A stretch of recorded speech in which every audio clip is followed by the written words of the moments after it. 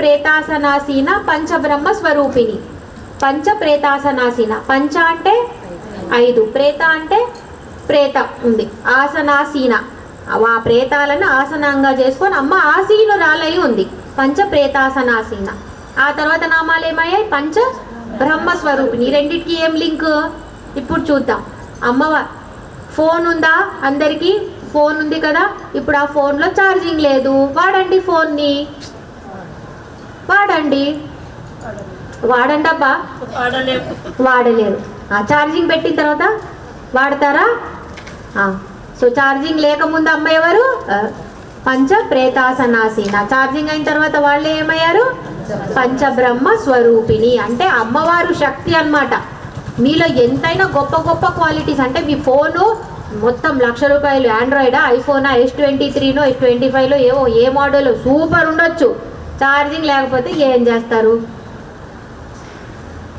అలాగే వీళ్ళందరూ శక్తి ఉన్నది, వీళ్ళ దగ్గర ఎవరి దగ్గర లేదనట్లేదు, ఈ పంచబ్రహ్మల దగ్గర. కానీ అమ్మ దిగాలి, అమ్మ కూర్చోవాలి, అమ్మ చైతన్యం రూపంలో లోపలికి వెళ్ళాలి. వెళ్తేనే వీళ్ళు పంచబ్రహ్మలు అవుతారు, అంటే పని చేసేలాగా యోగ్యులు అవుతారు అన్నమాట.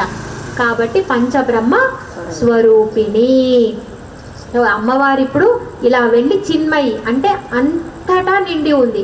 అంటే ఎలా అంటే ఒక విషయం తెలియక ముందు తెలిసిన దానికి తేడా ఏదైతే ఉంటుందో అదే చిత్ అన్నమాట. ఇప్పుడు మీలో ఇప్పుడు ఇంతసేపు కూర్చున్నారు కదమ్మా, నేను ఇంత చెప్పాను కదా, దానివల్ల మీకు జ్ఞానం ఎక్కువైపోయి ఎవరికైనా ఒక చెవి ఎక్స్ట్రా వచ్చిందా, ఒక కన్ను ఎక్స్ట్రా వచ్చిందా, ఇంకేమైనా ఎక్స్ట్రా డబ్బులు వచ్చాయా? ఏం రాయ మరేమొచ్చింది? జ్ఞానం వచ్చింది. జ్ఞానంతో ఏమొచ్చింది? కొంచెం ఆనందం వచ్చిందని అనుకుంటున్నా. వచ్చింది అనండి. సో అలా ఒక తెలియని స్థితి నుంచి తెలిసిన స్థితిలోకి వెళ్తే ఏ మార్పు అయితే జరుగుతుందో అదే చిత్ అన్నమాట. అలా నిండిపోయి ఉంటుంది అమ్మవారు కాబట్టి చిన్మయి. అలా నిండిపోయి ఉంటుంది అన్నమాట, అంతటా నిండిపోయి ఉంటుంది. అది జడం అవ్వచ్చు, చైతన్య పదార్థం అవ్వచ్చు, ఏదైనా అంటే కదిలేది కదలనిది అన్నిట్లో నిండిపోయి ఉంటుంది కాబట్టి చిన్మయి. పరమానంద, ఆ అమ్మవారు ఏమవుతుంది? పరమానంద అంటే ఫస్ట్ ఉండాలి కదా. మీరు బతుకున్నారు, మీ లోపల ఒక చైతన్యం కదులుతుంది. మీరు ఎంత కారు కొంటే మాత్రం కారులో పెట్రోల్ వేయించుకోకపోతే కదులుతుందా? కదలదు కదా. ఇప్పుడు మీరు ఎంత ఉంటే కానీ మీకు ఒక ఆత్మ లేకపోతే మీరు ఎక్కడి నుండి ఉంటారు? మీరు ఏం పని చేస్తారు? సో మీకు ఏదో చైతన్యం ఉంది, మిమ్మల్ని కదిలేలా చేస్తుంది కదా. ఆ చైతన్యం, దాన్నే చిత్ అంటాం. మీరున్నారనే ఒక ఎరుక ఒకటి ఇస్తుంది కదా, అది ఏమవుతుంది? ఎరుక ఇస్తుంది. కాబట్టి మీకు ప్రకాశం అంటే తెలుస్తోంది. తెలిసిన తర్వాత దాంతో మీరేం చేస్తున్నారు? విచారణ, పని చేస్తున్నారు, ఏదో ఒకటి అది చేస్తున్నారు. కాబట్టి మీకు ఏమొచ్చింది? ఆనందం వచ్చింది. ఇది బయట ప్రపంచం. ఇప్పుడు లోపలికి వెళ్దాం. ఎందుకంటే మనకు కావాల్సింది ఏంటి? ఆనందం కాదు, పరమానంద. మళ్ళీ వెనక వెళ్ళాలి కదా, పరమానంద శిష్యులు వెనక్కి వెళ్ళాలి. అప్పుడు ఏం చేయాలి? రమణ మహర్షి లాగా నేనెవరు, హూ am I అని బుక్కులు రాయాలి మీరు. రేపు పొద్దున అందరి దగ్గర డైరీలు ఉన్నాయా? పెన్లు అందరు తీసుకొని హూ am I నేనెవరు అని రాసుకోండి. అప్పుడు ఏమవుతుంది? విచారణ అంటే విమర్శ. అక్కడ నుంచి హూ am I అంటే మెల్లగా తెలుస్తుంది. ఓ నేను వీళ్ళ తల్లిని కాదు, వీళ్ళ కూతుర్ని కాదు, ఇది ఎవరు కాదు, మరి ఇది కాదు, నేను డాక్టర్ని కాను, నేను ఇది కాను, మరి నేనెవరిని? అలా వెళ్ళి ఎక్కడైతే జ్ఞానం మొత్తంగా వస్తుందో అది ఆ స్థాయి, ఆ స్టేట్ ఏంటి? పరమానంద. అప్పుడు మీరేం వేసుకుంటారు? ఇల్లంతా వదిలేసి జోలు వేసుకొని వెళ్ళిపోతారు. వెళ్ళకపోయినా పరమానందం ఉంటుంది, వస్తుంది. అమ్మవారు ఇప్పుడు ఏ రూపాల్లో ఉంటుందో చూడండి. విజ్ఞాన ఘన రూపిణి, జ్ఞాన వి అంటే విశేషమైన జ్ఞానం. ఘన అంటే సాలిడిఫైడ్ అంటే ఎలా ఉంటుంది మా? గట్టిగా ఉంటుంది. అంటే ఇంత కూడా వదలకుండా బాగా అతుక్కొని ఉంటుంది, లూజ్గా ఉండదు, గట్టిగా ఉంటుంది. రూపిణి అంటే ఆ రూపంలో ఉంది. అంటే ఇప్పుడు ఏంటి? అలా చెప్పండి. అలా విజ్ఞాన ఘన రూపిణిలో ఉన్న అమ్మ ఒక ఎగ్జాంపుల్ చెప్తారా? ఒక్కటి చెప్తారా? ఈ సృష్టి కాదా? పంచభూతాలు, సూర్యుడు, చంద్రుడు, వాటన్నిటిలో చేస్తే విజ్ఞాన ఘన రూపినే కదా. ఆమె జ్ఞానాన్ని అంతా ఉపయోగించి దాన్ని మొత్తం ఒక రూపం ఇచ్చి ఇది ఈ సృష్టి అయింది. ఇంకొకళ్ళు ఎవరు చెప్పండి అలాంటిదే? మనం కదా. ప్రతి వాళ్ళకి కళ్ళు ఎక్కడ పెట్టాలో అంతే పెట్టింది, ఎక్కడ ఏది ఉండాలో, మీ జుట్టు ఎక్కడ ఉండాలి, మీ తలకాయ ఎక్కడ ఉండాలి, మీకు ఎన్ని వేళ్ళు ఉండాలి, మళ్ళీ ఇందులో లోపలికి వెళ్తే అనాటమీ అని వస్తుంది. సరే, ఇప్పుడు పూజలు పునస్కారాలు చేయనోళ్ళు దేవుడు ఉన్నాడా అంటే అనాటమీ బుక్ తిప్పండి, అనాటమీ బుక్, అప్పుడు మీకు నిజంగా దేవుడు ఉన్నాడని అనిపిస్తుంది. లేకపోతే ఒక యంత్రాన్ని పెట్టినట్టు అందరిలో అంతే సమానంగా ఎలా పెట్టగలదు? ఇప్పుడు మీకు కొయ్యాలన్నా, ఒక సర్జరీ చేసి ఆపరేషన్ కొయ్యాలంటే ఆ సర్జన్ చదవాలమ్మా, నువ్వు ఇంత నుంచి ఇంత కిందికి వెళ్ళు, అప్పుడు నీకు ఇది వస్తుంది, పొట్ట వస్తుంది, అప్పుడు కొయ్యి, అందులో ట్యూమర్ ఉంటుంది అంటే ఆమె ఎంత పద్ధతిగా అందరిలో అదే క్రమబద్ధీకరణమై పెట్టాలి. ఇంకోడెవడో తెలియనోడు తెలుసుకోవడానికి అనువుగా ఉండేటట్టు ఆమె సృష్టి చేసిందే కాదా? ఆమె విజ్ఞాన గణ రూపిణి కదా. మనం ఏం చేసాము? అయోధ్యకి ఎంతమంది వెళ్ళారు? రామ్లల్లాని. ఏ అమ్మవారైతే మనల్ని చేసిందో, మనకెంత జ్ఞానం ఇచ్చిందో చూడండి. అదే జ్ఞానంతో మనం ఎవరిని చేసాము? దేవుళ్ళనే చేస్తున్నాము. ఇచ్చిందా లేదా అంత జ్ఞానాన్ని? అమ్మ విజ్ఞాన గణ రూపిణి అయ్యిందా అవ్వలేదా? అయ్యిందా అవ్వలేదా? నవ్వాలి. వెరీ గుడ్ అమ్మయ్య. అమ్మో, జానత్ జాతృ జేయ రూప. ఎవరికి ఏమర్థమైందో చెప్పండి. జానత్ జాతృ జేయ రూప. మొత్తానికైతే ఇందులో 3 ఉన్నాయి. జానత్ జాతృ జేయ రూప. నేను కొంచెం ఇంకా విడదీసి చెప్తున్నా అనమాట. ఇప్పుడు ఇందులో ఎప్పుడు 3 ఉంటాయమ్మా. అమ్మ అంటేనే 3 పాయింట్లు ఉంటాయి. జానత్, జాతృత్, జేయ. ఒకటి ఎవరు అంటే జాతృత్ అంటే ఎవరైతే ధ్యానం చేస్తున్నాడో. ఇప్పుడు నేను, సరేనా, నేను జాతృత్ అంటే నేను ధ్యానం చేస్తున్నా, సరేనా. నేను ధ్యానం చేస్తున్నానంటే ఎవరి మీద చేయాలి? ఒకళ్ళు కావాలి కదా, ఎవరో ఒకళ్ళ మీద చేయాలి కదా, ఒక్కదాన్ని అయితే చేయలేను. సో అదెవరు? జేయం. అంటే నేను ఎవరి మీద అయితే ధ్యానం చేస్తున్నానో వాళ్ళు ధ్యేయం, నేను జాతృత్. మరి నేను చేసే పద్ధతికి కూడా ఒక పేరు ఉండాలి కదా. నేనేం చేస్తున్నా? ధ్యానం. అయ్యిందా? ఈ 3 ఒకటే. అది ఎలా అవుతుంది? 3 అని అంత సపరేట్గా చెప్పా కదా, మళ్ళీ 3 ఒకటే ఎలా అవుతాయి? సరే, ఇప్పుడు నేను, ఓకేనా, తర్వాత ఇంకొక ఎగ్జాంపుల్. ఇప్పుడు నేనున్నా, ఇప్పుడు నాకు డాక్టర్ అవ్వాలని ఉంది, సరేనా. డాక్టర్ అవ్వాలని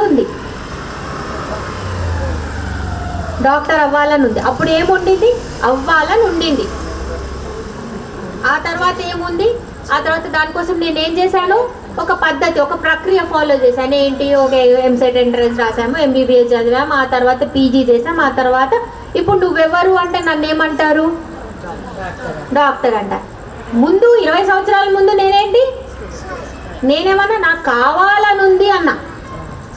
20 సంవత్సరాల తర్వాత నేనే డాక్టర్ని. అంటే ముందు వరకు 3 ఉంటారు. మీరు ఆ ప్రక్రియ లోపలికి చేసిన తర్వాత మీరు ఎవరైతే కావాలనుకుంటున్నారో అది ఇది వేరుండదు, ఒకటైపోతుంది.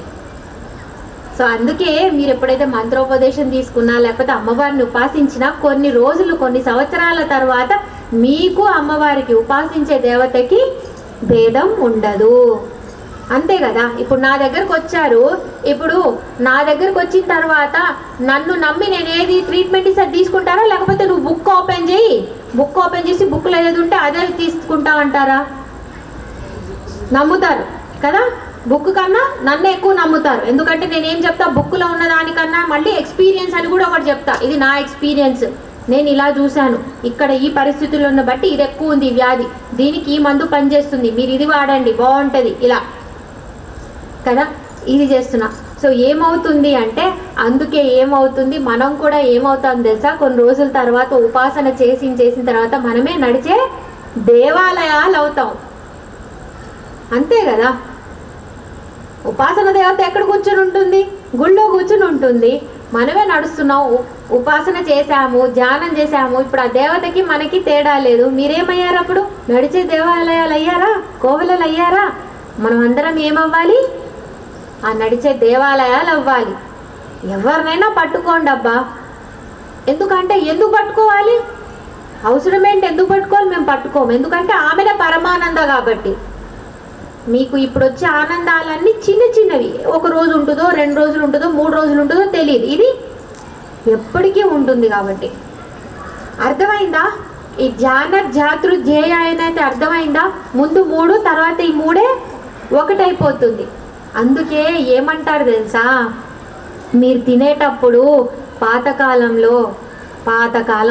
ఆ తర్వాత ఇంకోటి ఏం చేస్తాం? నమస్కరిస్తాం. ఎందుకంటే ఇప్పుడు ఈ ప్లేట్లో ఉన్న అన్నం అంతా కొద్దిసేపు అయిన తర్వాత, ఒక 10-15 నిమిషాల తర్వాత ఎక్కడుంది? మీ కడుపులో ఉంది. ఇప్పుడు మీ కడుపులో వెళ్ళిన అన్నము నాకు ఈమె నచ్చలేదు అనింది అనుకోండి, మీ పరిస్థితి ఏంటి? మీరు డ్యాన్సులు.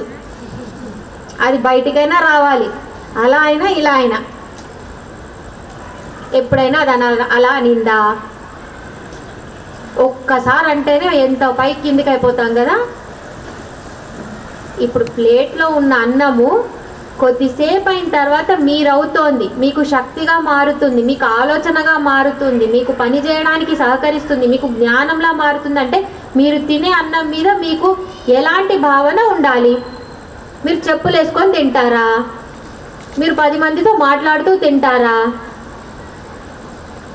మీరు 10 మందితో మాట్లాడుతూ తింటూ ఉంటే ఆ అన్నం నిజంగా మీకు ఆ విలువ ఇస్తుందా? మీకు ఆ శక్తిని ఇస్తుందా? అందుకే పాతకాలంలో తినేటప్పుడు మనకి పంక్తి భోజనం పెట్టేవాళ్ళు. పద్ధతిగా కింద కూర్చునే వాళ్ళం.